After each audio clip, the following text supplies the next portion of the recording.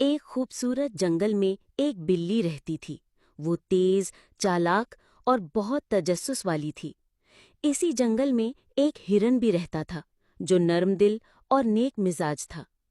एक दिन जब बिल्ली नदी के किनारे पानी पी रही थी, तो उसकी मुलाकात हिरन से हुई। पहले तो वो दोनों एक दूसरे से डरे, लेकिन फिर बातचीत हुई और आहिस्ता आहिस्ता दोनों में दोस्ती हो गई। बिल्ली हिरन को दरख्तों पर चढ़ना सिखाती और हिरन बिल्ली को नदी पार करने का रास्ता दिखाता।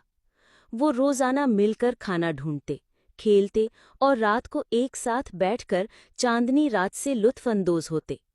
एक दिन जंगल में शिकारी आ गए। हिरन फंसने वाला था कि बिल्ली ने जोर से चीख मारकर शिकारियों का ध्यान अपनी तरफ कर लिया। हिरन ने फौरन भागकर बिल्ली को बचा लिया। उस दिन के बाद जंगल के सब जानवर उनकी दोस्ती की मिसाल देने लगे। ये कहानी हमें सिखाती है कि सच्चे दोस्त शक्ल या फितरत नहीं देखते, बस एक दूसरे का ख्याल रखते हैं, चाहे वो बिल्ली हो या हिरन। वीडियो को लाइक करके चैनल को सब्सक्राइब